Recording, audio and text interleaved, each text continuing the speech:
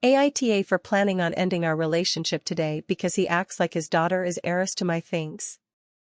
I am a 37F and my boyfriend, Ben M42, has been asking weird questions and expecting me to do things that would go against my plans for my own family. Things have been working out for me in the past few years, but this year has been amazing. I decided to cut down on my daily workload a bit after I got 3 accounts that are helping me reach some financial goals. I'm planning on buying a house for my family. I downsized my current living situation, renting, after my kids went to live, temporarily, with my parents for this semester while I completed my certified training and graduated from my present program in uni. My new place isn't as nice looking as other places, but the price was a good cut from living expenses for me. I can both walk to the office and uni, and I hardly have to move my car for anything. I'm saving money that I'm putting in an account for my kids. Ben absolutely hates my place. It's clean and in a relatively safe area, it's just that it's a mix of student area/old families and traffic can get messy from 7 a.m. to 6 p.m. and some houses are simple and elegant and some look like tacky add-ons. I don't care if my place doesn't look nice on the outside. It's not like it's an eyesore, and it's up to me to make it livable on the inside. I had 2 other choices. Choice A cost $200 less than my previous place, with access to a community pool and 2 bedrooms. I don't need more than 1 bedroom at the moment and I don't really have time to enjoy the pool. Choice B was a bit lower, but about 45 minutes away. It was beautiful and close to the school where Ben's kid went. He did hint at it, but he would have needed to get on the lease and come up with the difference between this place and my new studio apartment that I chose.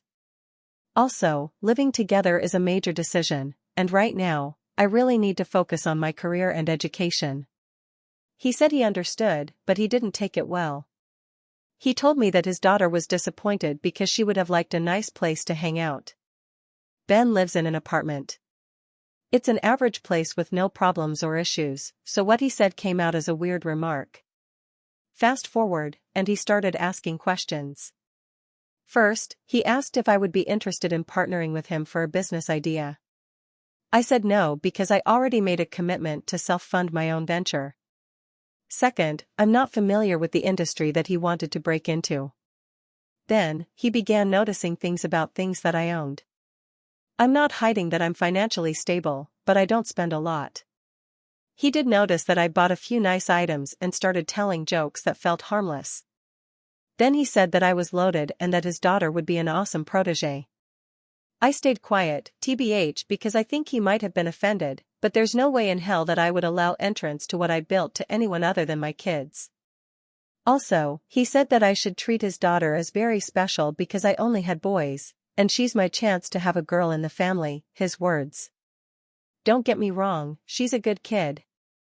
I have never missed out on gifting her nice and thoughtful presents on her birthdays and the holidays, but his words created a sense of discomfort and disgust for me. It felt like reversed sexism, and I told him. She and I have a decent relationship, but there's no way that I will give her access to my money if that means to treat her as my own. I know this sounds very wrong, but it's how I feel. She's not the kind of kid who's a bully or nasty or anything, but she's not my child, and every time that he asks for things, I feel like he's trying to get me to take from my kids to give to her. It happened again when I gave her a short-term weekend job. The office cleaning lady wasn't available, so I hired his daughter for a Saturday cleaning. She did a good job, I paid her, and took her to the mall to get her some makeup that she wanted, and she came back next weekend. When he picked her up, he started joking that she would start from the bottom and rise to be top executive like any other kid at their family business. I didn't say anything because she was there, but I did approach him later on and mentioned it to him. I tried to be gentle, but it was important for us to at least discuss expectations.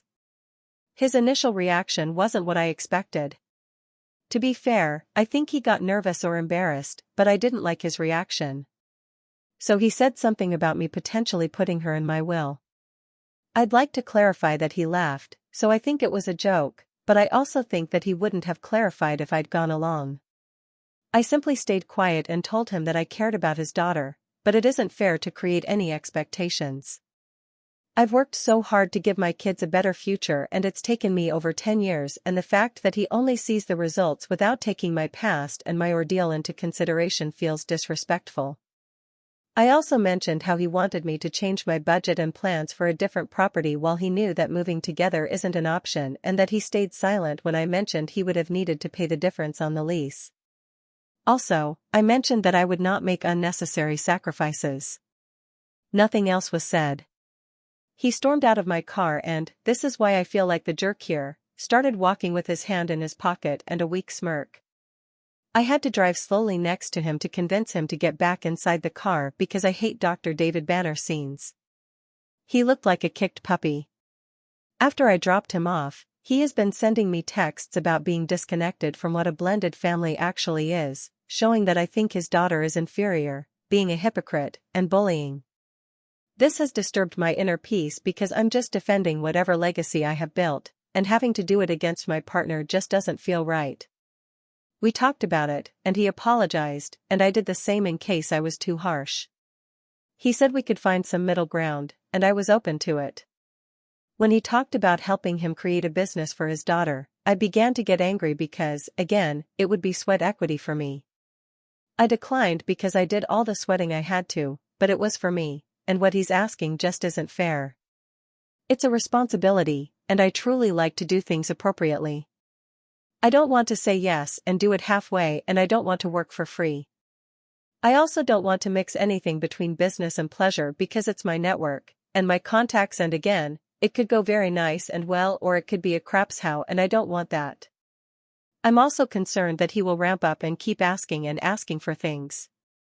He said that if I don't help, he will feel like we will never build anything together. I said he needed to hire a consultant, but he stayed quiet, so I told him that he shouldn't place the responsibility of his present situation on me. He said that I'm probably blinded by my success, but that one day, I'll wake up single and lonely. I asked if he was threatening to leave me, and he said I'm not acting like a helpful partner. I asked for a break, and he freaked out.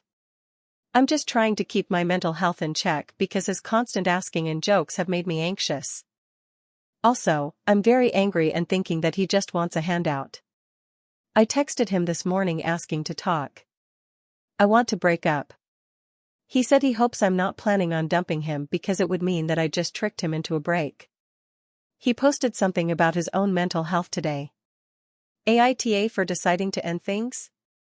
We haven't talked yet, but that's my intention. I don't see his kid as inferior at all. I just want to keep my money out of it.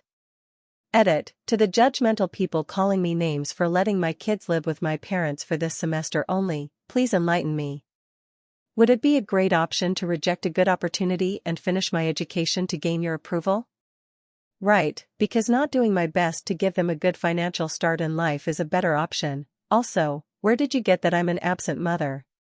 Did I say that I don't see them or spend time with them? Update. We formally broke up today, and he made it very difficult to focus on our conversation. He interrupted me every 5 seconds and was in denial for almost half of it. I asked to meet at a small restaurant, public place strategy, to avoid any type of drama. I tried to be respectful but definitely wanted to bring up my uneasiness and feelings about his behavior. He tried to brush it off at first, but when I insisted, he evaded the subject. I told him what he already knows: my children are my priority as a sole provider, and I want to ensure that they have their needs covered. There were some comments on my other post that I had thought about but hadn't verbalized. Like, what would he inherit my kids, or what's his plan for his own kid? I know he doesn't have much, but that's no excuse. When I established the comparison between what he wanted for his kid versus what he would give to mine, his face changed, like I was greedy and he was insulted. He said my kids don't have a dad and that he can provide a paternal figure. This triggered me so much that I had to try and keep my volume in check. My thought is that being there like a piece of furniture in exchange for financial benefits for his own kid is acceptable to him. I would have loved for my kids to have a decent dad, but that's just not in the cards, and right now, I'm better off alone than with Ben. I was so angry that he kept asking me to calm down. He said he's leaving his daughter good knowledge on life in general because there are things that only he can offer since her mom is too secular, whatever that means, and I didn't ask him. I said that we needed to break up, and he immediately got upset and left our table. I thought he was gone, but he came back later and claimed he only went to use the restroom. I told him that I can't share any part of my life with him after he behaved like a gold digger, and that even if I was able to get past this, I would never even consider getting back together because his intentions are entitled and dishonest. All in all, I'm just glad that we weren't alone. He has high blood pressure issues, real, I've seen the medication, and sometimes, I've suspected some types of mental health issues, going from 0 to 100 for things that seemed incongruent. He said he was truly sorry if he offended me and said that he felt tricked and betrayed. That breaks are meant for introspection and to seek improvement and not to abandon a relationship. That my actions will have an impact on his daughter because she really likes me. I offered to have a last call/text with her if he agreed, but his answer was, no, screw you, you don't get to say anything to her. He said that I'm caught up in my new mainstream life, whatever that means. It's freaking offensive considering that I've worked for my financial stability after a few years of things not being great. He told me to go suck on my colleagues' male parts, but immediately apologized. I told him I'm not surprised at his behavior, since it shows me that he seems to think sex can solve anything. I also said that since he was being gross and vulgar, I'm learning just now that men like him are handout seekers and insincere.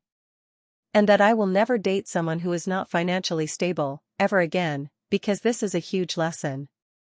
I wish that I could say that I had left him sitting alone at the table, but he left first. When I was about to get my handbag to pay for my food, he rushed to get his backpack and walked off really quick. I blocked him everywhere, but I already changed my locks. He never had a key nor did he stay over, but I'm just being cautious. He called one of our friends in common to vent about me, and she ended up angry with him because he was very insistent that I had mistreated him, and she told him that she needed to hear my side of the story. She and I had a long conversation and she told me that she can't blame me, because our group of friends had been noticing the imbalance in our relationship and how he seemed comfortable including himself in conversations about business and success when in the 16 years that she's known him, he's never gotten anything done. So that's my update. I also blocked him on social media and messaging apps.